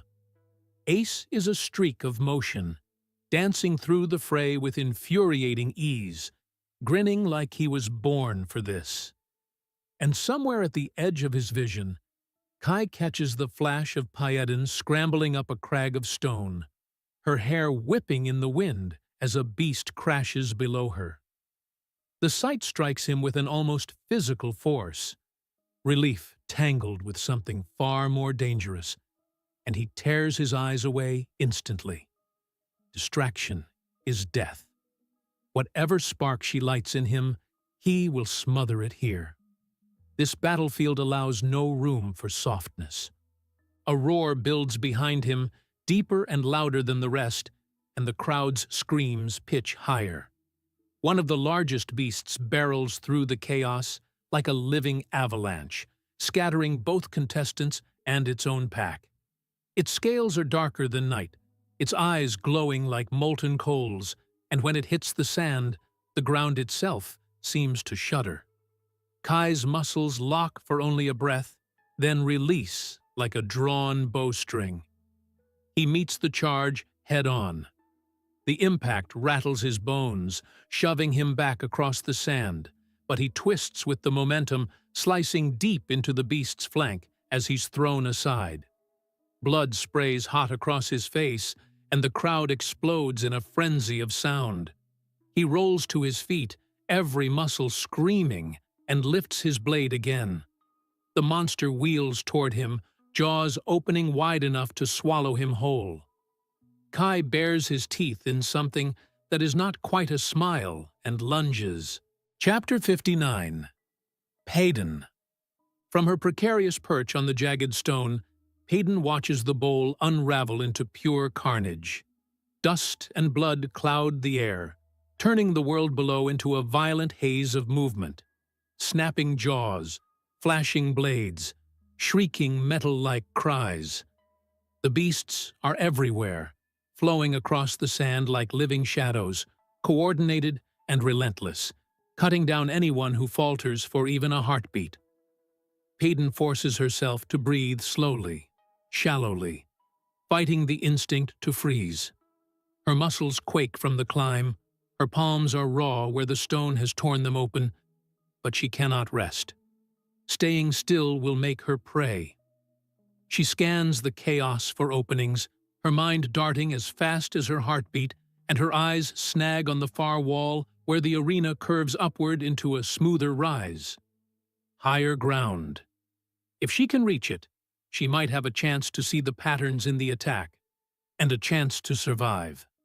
A deafening snarl rips her attention downward.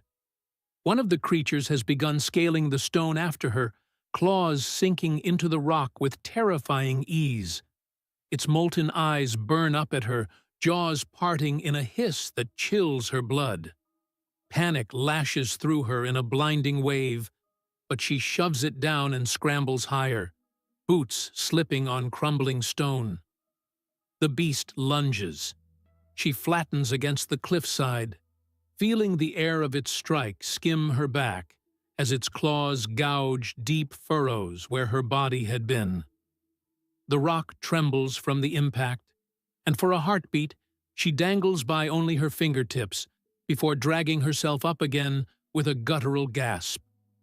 The crowd's roar slams against her ears, a wall of sound that makes her skull throb, but she tunes it out, forcing her focus to narrow to the next handhold, the next breath, the next second of life.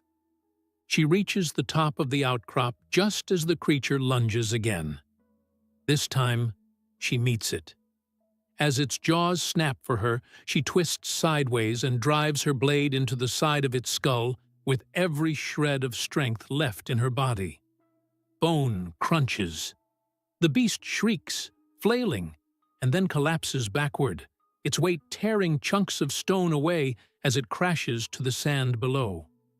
Paedyn stays crouched on the ledge, shaking so hard her vision blurs, her blade dripping dark blood. The crowd erupts in a roar so loud it rattles the stones beneath her feet. She forces herself to look away from the beast's crumpled body and back to the bowl. The chaos has only grown more frenzied. Contestants are falling, screams cutting short. Through the dust, she can just make out Jax still standing, and, further away, Kai locked in a brutal dance with one of the largest monsters. For one dizzy heartbeat, she hopes he wins, then shoves the thought away like fire. Survival first. Always. Chapter 60. Kai. The monster's weight hits like a collapsing building, forcing Kai back across the sand with such force that the air is knocked clean from his lungs. He hits the ground hard, rolls, and comes up in a crouch just as its tail whips past in a blur that carves a trench through the arena floor. Dust blasts into the air around him, stinging his eyes, but he doesn't blink. Every muscle is burning, but the pain has become a distant hum. Irrelevant. The beast is massive, easily twice the size of the others, its black-scaled hide slick with blood from where he's already struck it. Yet it shows no slowing, no falter in its relentless drive to crush him. The crowd screams as though they can smell the blood about to spill, their voices layering into a single frenzied roar that seems to vibrate in his skull. He pushes the sound away. All that matters is the rhythm of the fight. The breath before it strikes, the weight of its steps, the flicker of its eyes before it lunges. It comes at him in a surge of muscle and shadow, and he dives sideways, feeling the rush of air as its jaws slam shut where he stood. Sand blasts up around him as it skids in a shower of claws and blood, and Kai uses the opening to spring onto its back. His blade plunges deep between its scaled plates, driving through muscle with brutal force. The beast screams, a sound like metal tearing, and bucks violently, nearly throwing him. He clings on with teeth bared, yanking his blade free in a hot rush of blood, then drives it down again, lower, deeper, angling for the spine. The creature thrashes in wild arcs, smashing its body into the ground, but Kai holds fast, his vision tunneling to a single point of focus. The world shrinks to the heat of its blood on his hands, the thunder of its heartbeat under his boots, the roar that tears from his own throat as he strikes again. With a final heave, the beast convulses and collapses, its enormous body slamming into the sand so hard the ground shudders. Dust explodes upward in a choking cloud, swallowing Kai whole. For a long second, he just kneels there, chest heaving, the metallic taste of blood thick in his mouth, the crowd's roar dim as if underwater. Slowly, he drags himself to his feet. The arena is quieter now, not silent, but changed. Fewer screams, fewer bodies are still moving. He wipes the blade on his sleeve, his hands slick and trembling, and forces his breathing to steady. Across the bowl, through the haze of blood and dust, his gaze snags on a familiar shape. Paedyn, crouched high on a ledge, her blade still raised, her face streaked with grit and firelight. Something sharp and unbidden cuts through his chest, gone as quickly as it comes. He tears his eyes away and squares his shoulders. This is not over. The crown is not finished. And neither is he. Chapter 61. Kai. The bowl is almost silent now, but it is the kind of silence that hums with menace, sharp and brittle as a blade's edge. Kai stands amid the wreckage, the heat from the scorched sand radiating up through his boots, the acrid stench of blood and burnt flesh clinging to the back of his throat. Every muscle in his body throbs with fatigue, his sword arm numb from the relentless hours of fighting. Yet his stance remains coiled, ready. He knows this quiet, is only the eye of the storm. The crown does nothing without purpose. If they've allowed this lull, it's not mercy, it's anticipation. A test, a final cruelty to see who cracks first. His gaze drifts across the battlefield strewn with corpses, charred and twisted beyond recognition, and for a heartbeat the sight almost breaks through the walls he has built around himself. Almost. He locks it down again, shoving away the flicker of grief. Then he sees her. Paedyn. She's a distant figure through the haze, her body small against the ruin, but still upright, still moving. Something fierce and unnameable stirs in his chest. She should not have survived this long. By every law of this brutal world, she should have fallen early, like so many others. And yet, she has carved her way here through sheer defiance, like a flame refusing to be snuffed out. He tells himself it is only tactical admiration, a soldier recognizing strength. But the thought rings hollow. She has become the fracture in his focus, the single thing he cannot control, and that terrifies him more than the beasts ever could. Because if she can endure this, she can destroy everything he has sworn to uphold. The crown's emissaries stand along the bowl's rim, their faces masked and cold, their stillness more terrifying than the carnage they orchestrated. Kai knows what is coming before the overseer even raises his arm. This was never meant to be the end. This was the culling, the stripping away of the weak to reveal the true contenders. And now, with only a handful left alive, the real trial will begin.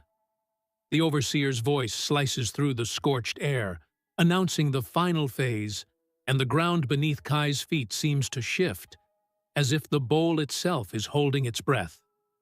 He forces his gaze from Paedyn and turns his blade toward the unknown, burying everything. Doubt, exhaustion, longing, beneath cold steel resolve. If he falters now, he dies. If she falters, she dies. And yet some buried part of him whispers that neither of them will break. Not yet. Not here. Chapter 62. Paedyn. The ground still trembles faintly beneath her feet as Paedyn edges forward, every sense sharpened to a painful point. The bowl feels transformed, emptier, yet somehow more dangerous, as though the air itself is holding its breath. Around her, the surviving contenders stand scattered across the blood-stained sand, battered and hollow-eyed, all of them waiting, all of them caught in the same suspended moment. The crown's overseers linger like vultures along the arena walls, their cold gazes sweeping across the field, as if selecting which of them will be allowed to keep breathing. The silence is worse than the chaos that came before. At least when the beasts tore through the bowl, she could move, act, fight. Now she is caught between stillness and dread, her body aching for rest, but her mind screaming that any moment of ease will mean death. Her thoughts circle back, unbidden, to Kai. She catches fleeting glimpses of him through the haze, broad shoulders, the glint of steel at his side, the barely leashed power in his stance. He seems carved from iron, unshaken, as if none of this carnage has touched him. But Paedyn knows better. She has seen the cracks in him, the flickers of something raw and human beneath the mask he wears. And though she tries to tear her gaze away, she keeps finding him in the corner of her vision, as if her survival has become inextricably bound to his. The thought makes her chest tighten because it is dangerous. Attachment is dangerous. Yet the idea of him falling, of her surviving while he does not, burns through her like acid. She forces herself to inhale slowly, to focus on the present. Survive first. Feel later. A sudden grind of stone cuts through the silence, deep and rumbling, and the ground shifts beneath her boots. The floor of the bowl begins to move, splitting open in jagged seams that spit up gouts of dust. All around her, competitors stagger back, shielding their eyes. From the gaping cracks, darkness wells up, and with it, the faint echo of something moving far below, something massive. The overseers remain utterly still, their black masks glinting in the fading light, and Paedyn understands. This is the final stage. The crown is not finished. They will drag every last drop of fear from them before they are done. She clenches her jaw, gripping her blade so tightly her knuckles blanch. She has come too far to break now. Whatever rises from that darkness, she will face it. Not because she trusts the crown, not because she believes she can win, but because she has no choice, and because she refuses to let them see her fall. Chapter 63. Kai. The bowl shudders beneath Kai's boots, the deep groan of shifting stone reverberating through his bones like the growl of some ancient beast awakening. Cracks spiderweb across the arena floor, spilling clouds of dust that sting his eyes, and the heat rising from the fissures smells scorched, metallic, almost like blood. Around him, the few remaining contenders tense instinctively, blades lifting, bodies coiling, though none of them knows where to point their fear yet. Kai stays still, shoulders squared, hands steady on the hilt of his sword. He forces his heartbeat into an even rhythm, refuses to let the crown see even a flicker of doubt. That is what this is. The silence, the spectacle, the sudden trembling ground. It's theater. A last act designed to strip them down to their rawest instincts. And though his body screams with exhaustion, he will not play the part of prey. His eyes sweep the field, cataloging the survivors with a soldier's precision. A few he recognizes from the early rounds, ruthless, efficient, now reduced to hollow-eyed specters. But it is her that his gaze finds and lingers on. Paedyn stands across the fractured sand, small but defiant, her hair tangled with dust and blood, her blade held low but ready. She looks fragile from here, breakable, but he has watched her survive the impossible, and he knows better than to underestimate her. The thought unsettles him. It is easier when his enemies are predictable, when he can tuck them into neat boxes of strength or weakness. Paedyn defies those boundaries, and some quiet part of him fears that she might defy the crown as well. He forces his eyes away, burying the thought, because caring is a liability. Whatever comes next will demand all of him, and sentiment has no place here. The earth's trembling stills as abruptly as it began. For a long, suspended moment, the bowl holds its breath, and then the floor splits open completely with a roar like tearing sky. Great slabs of stone fall away, revealing a cavernous pit at the arena's heart, its depths glowing faintly red, as if lit from some infernal fire below. Heat washes over them in a choking wave. A shape stirs in the darkness, immense and sinuous, the ground quaking beneath its movement. The final trial. Kai feels the weight of it settle into his bones. This is what the entire tournament has been building toward, the last crucible. The crown intends to see who will stand victorious at the edge of ruin, and who will burn. He tightens his grip on his sword until his knuckles ache, and when he glances once more across the bowl, his gaze meets Paedyn's. For a heartbeat, something unspoken passes between them, a wordless vow neither of them can afford to keep. Then he steps forward to meet the darkness. Chapter 64. Paedyn. Heat rolls out of the chasm like the breath of some buried god, searing the air as Paedyn braces herself against the shifting ground. The fissure yawns wider, swallowing the sand and shattered stone where so many had fallen, and from its depths rises a sound so low it rattles her ribs, a slow, rolling growl that is more felt than heard. She can see nothing clearly yet, only the suggestion of movement, a colossal shape sliding just beneath the molten glow far below. Her heart thrashes against her ribs. The beasts that came before were horrors, yes, but they were flesh and bone, killable. This feels ancient, made for destruction. The crown is done pretending at tests or honor. This is the execution stage. Whoever walks away from this will not be the strongest. They will be the one who refuses to die. Paedyn forces her breathing into a steady rhythm, pulling herself back from the brink of panic. Around her, the other survivors are scattered like broken chess pieces, all of them staring into the chasm with the same stark terror stamped across their faces. Jax stands to her left, blood streaked down his temple, jaw set in grim defiance. To her right, Kai's silhouette is carved in shadow and firelight, his blade glinting faintly. Their eyes meet for the briefest instant. She doesn't want to look at him, doesn't want the thread that ties her to him to tighten now, but she can't stop herself. He looks like something forged for war, battered but unbending, and some part of her draws strength from that, even as she resents it.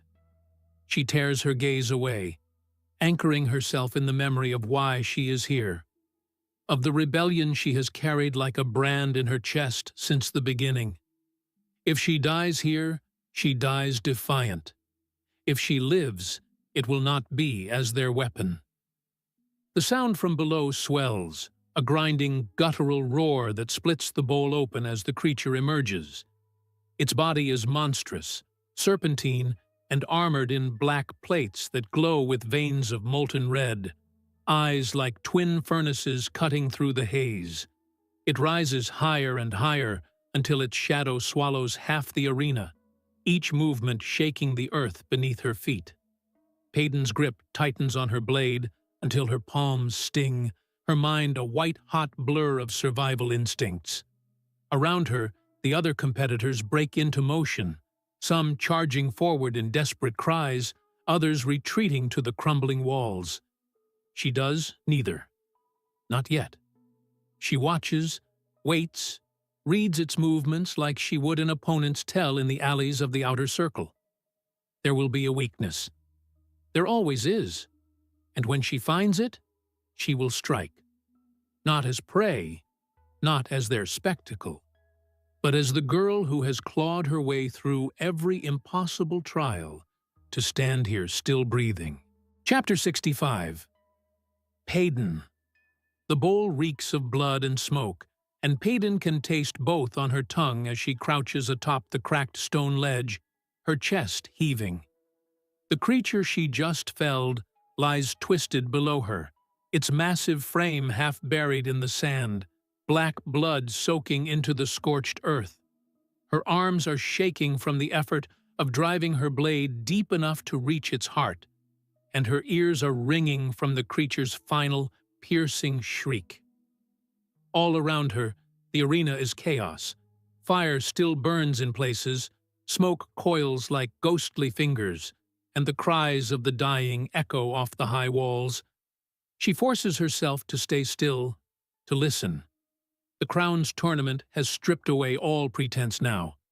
There are no more games or rules. It is slaughter, pure and simple. And yet, somehow, she is still standing, still alive. Her eyes flicker across the bowl, searching for movement, for any sign of danger, or of him. Her gaze catches on Kai through the haze. He's standing amid the ruin of another beast, his blade dripping, his body hunched with exhaustion, but his stance still taut, like a drawn bow. Their eyes meet for the briefest second, and something inside her twists. She looks away sharply, swallowing the sudden knot in her throat. This is not the moment to be distracted. Survival demands coldness, detachment, and she cannot afford to forget who he is, who she is supposed to be to him. Yet the line between them has blurred in the crucible of this bowl, and she hates how that thought unsettles her. Around her, other competitors crawl from the wreckage, bloodied and limping, dragging themselves toward safety or victory, if such a thing still exists. Paedyn forces herself upright, biting back the scream of her muscles.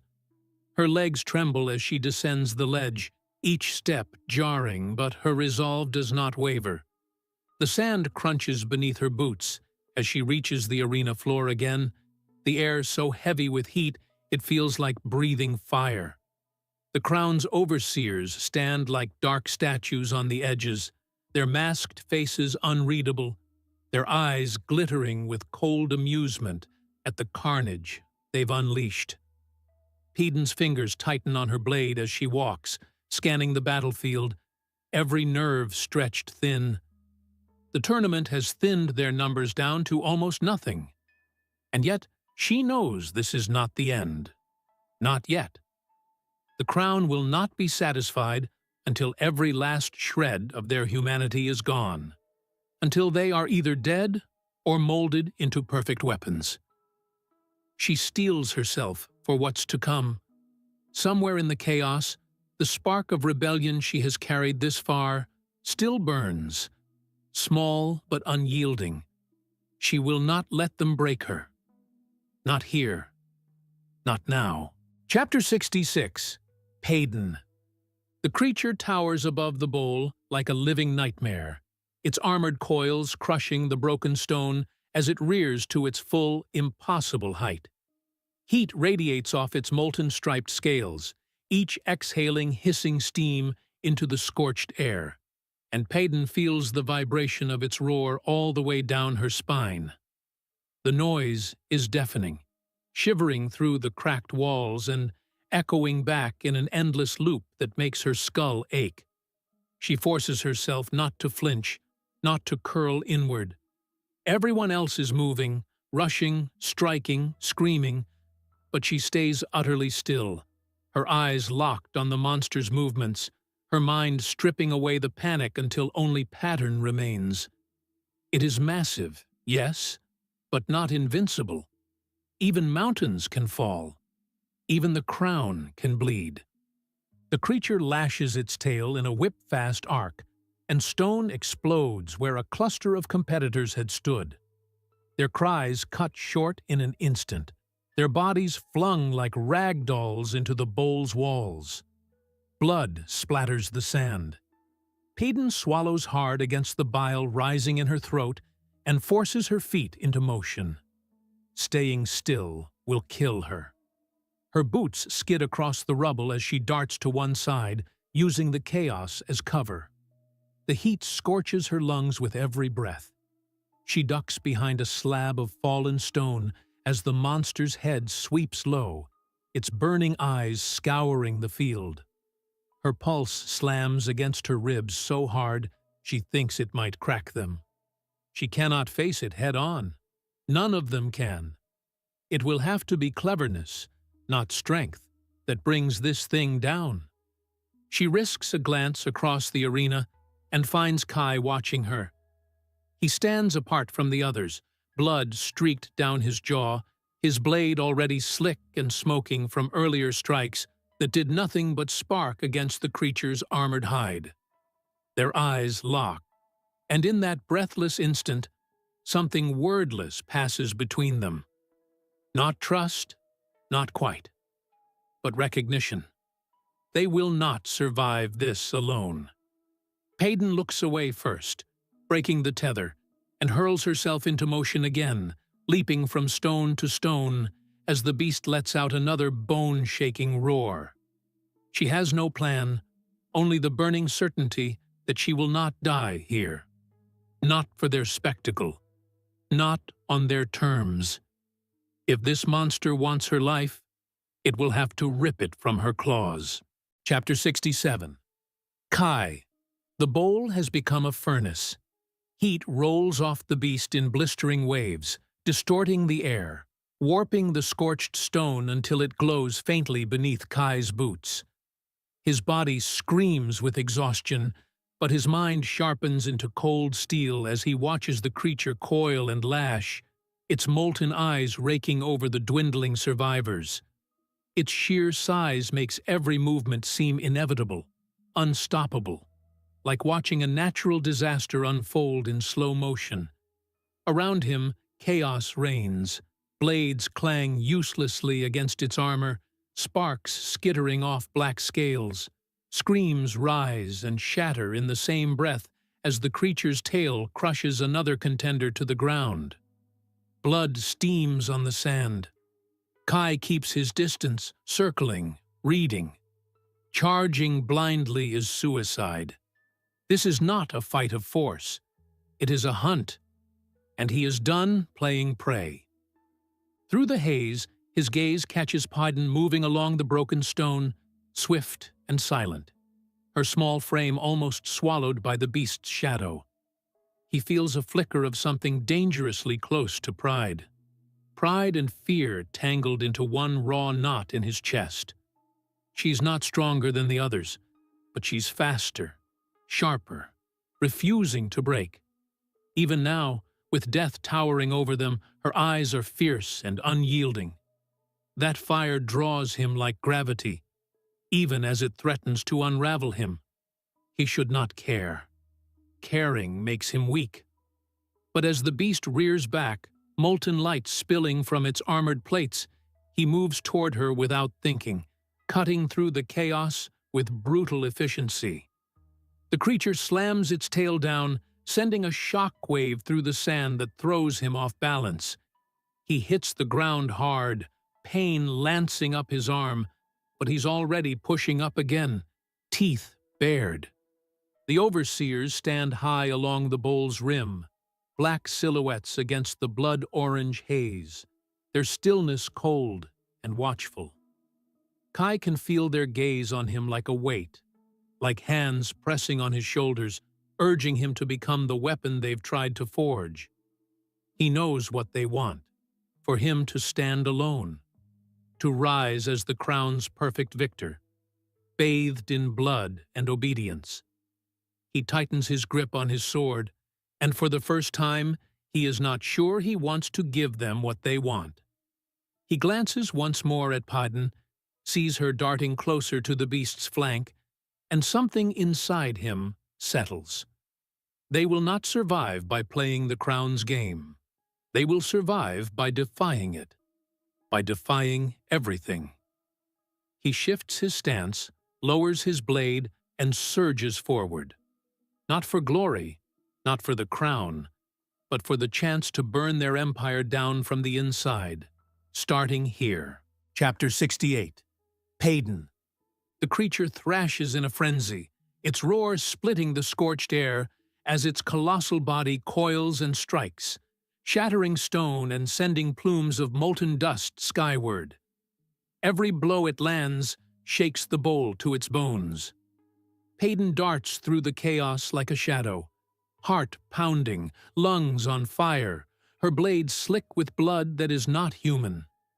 The air is a blur of heat and grit and noise, but her mind is crystalline, pared down to the singular instinct of survival.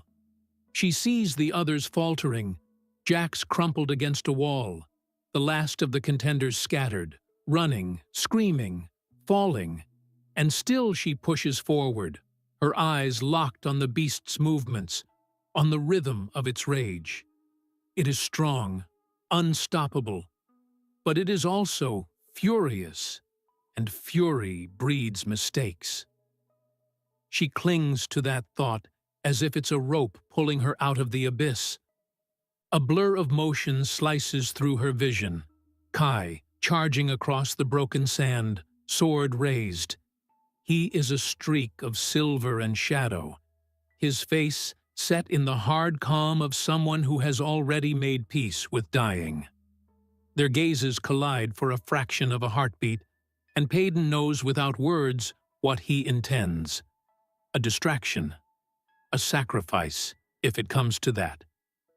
Something twists in her chest, sharp and unbearable, and before she can stop herself, she moves to match his pace.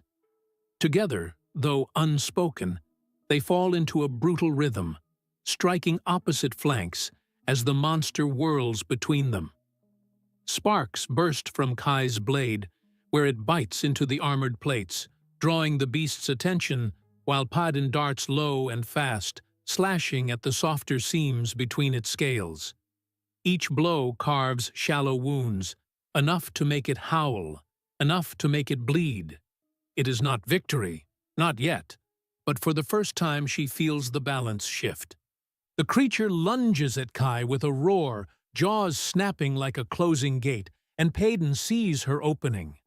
She launches herself up a crumbled wall, boots scrabbling for purchase on broken stone, and hurls herself onto its back with a scream ripped from somewhere deep inside her. The heat is blinding, the armored plates searing her skin even through her torn clothes. But she clings on, crawling toward the ridge of its skull. The beast twists, bucking wildly, and the world tilts into chaos.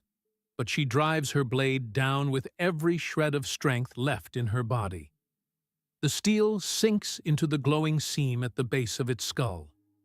The creature lets out a sound that is not a roar, but a keening wail, its whole body convulsing. Then it collapses, crashing to the bowl floor in an explosion of dust and molten sparks. For a moment, there is nothing. No sound, no movement, just the ringing void in her ears and the thud of her heartbeat. Then the crowd erupts above, a tidal wave of sound crashing over the bowl.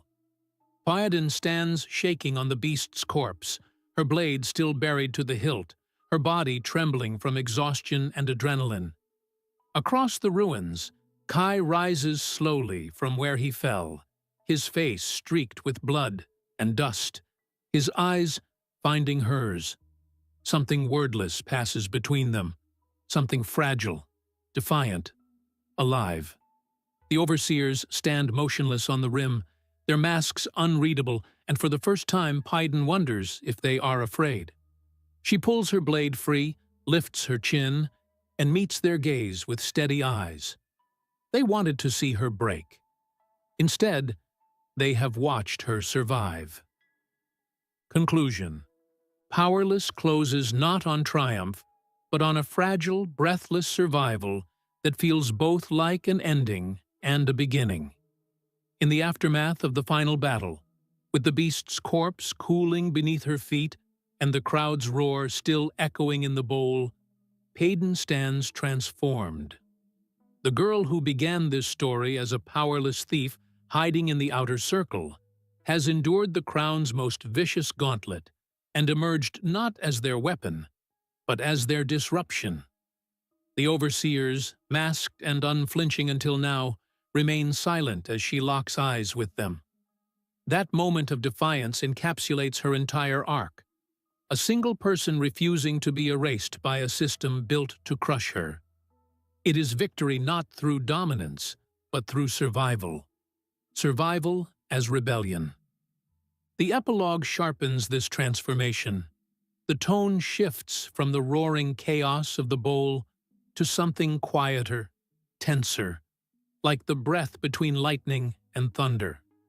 Paedyn is no longer the overlooked invisible girl scraping by on the margins. She has become a symbol, even if the crown has not yet named her as such. Her survival brands her as dangerous, and the crown will not forget. Yet the final pages also hint at something more personal and volatile, her connection to Kai. Where once he stood as the embodiment of the crown's power, lethal, disciplined, untouchable, he now stands fractured, torn between duty and something deeper that has rooted in him despite himself. The epilogue shows them apart yet bound, their eyes finding each other across the vast machinery of the kingdom, Two survivors tethered by fire and blood and choice. It is not resolution, it is ignition. Across its 68 chapters, Powerless traces a brutal coming-of-age set inside a regime that worships strength and punishes vulnerability. The Crown's Tournament is not merely a plot device, it is the novel's central metaphor, a physical engine for its themes. It strips its contenders down to their instincts, reducing them to survival machines, and in doing so, exposes who they truly are when all pretense is gone. Paedyn enters this arena as someone defined by lack. No power, no standing, no claim to strength. And yet she outlasts those who were built for victory. This reversal challenges the very foundation of the Crown's world, revealing that power is not an ability etched into one's blood, but something chosen, fought for, and remade with every act of defiance. Her victory over the beast is less about strength than about refusing to believe the world's definition of her. Kai's arc is the dark mirror to hers. He begins as the Crown's ideal, forged, disciplined, unquestioning. Yet the longer he watches Paedyn endure, the more the foundation of his loyalty erodes. She becomes the crack in his armor, proof that everything he has been taught to value is built on lies. His final decision to fight beside her, unspoken but undeniable, is a betrayal of the Crown's creed, even if no one names it aloud. In this way, the epilogue's quiet tension becomes more dangerous than the bowl's chaos. Two of the Crown's chosen survivors now carry the seeds of its undoing. They are weapons who have stopped pointing where they are told. Beneath its spectacle, Powerless is a story about agency, who is allowed to wield it, who is denied it, and what happens when the denied refuse to stay powerless. Every stage of the tournament symbolizes a layer of oppression. The beasts are fear made flesh. The overseers are control given human shape. And the bowl itself is the Crown's ideology turned into stone and sand. By surviving each trial, Paedyn does more than stay alive. She reclaims authorship of her life. Her final act, standing bloodied but unbroken on the beast's corpse, blade lifted, gaze unbowed, is not just the climax of her journey. It is her answer to a world that told her she was nothing. The epilogue leaves the future unresolved on purpose. Paedyn and Kai do not ride out victorious into the sunset. They stand at the precipice of something larger, something unfinished. The Crown still stands. The oppression still grips the outer circle. The rebellion has not yet burned, but the power dynamic has shifted, however slightly. The girl who was never meant to matter has survived where the powerful fell, and the weapon the Crown forged is beginning to turn its blade away from them. The world has not yet changed, but it has begun to crack. In the end, Powerless is not about victory. It is about defiance. It insists that true strength is not bestowed from above, not branded into one's blood, but chosen, again and again, especially when the world demands surrender. Paedyn's arc embodies that truth, transforming the word powerless from an accusation into a dare. And as the epilogue closes on her standing in the eye of the storm she has survived, the novel leaves its central question lingering like smoke. What happens when the powerless stop playing by the rules of the powerful? Because the Crown thinks the games are over, but Paedyn has only just begun. This has been the summary and analysis of Powerless by Lauren Roberts, summarized by Cellwave Audio and narrated by Bill.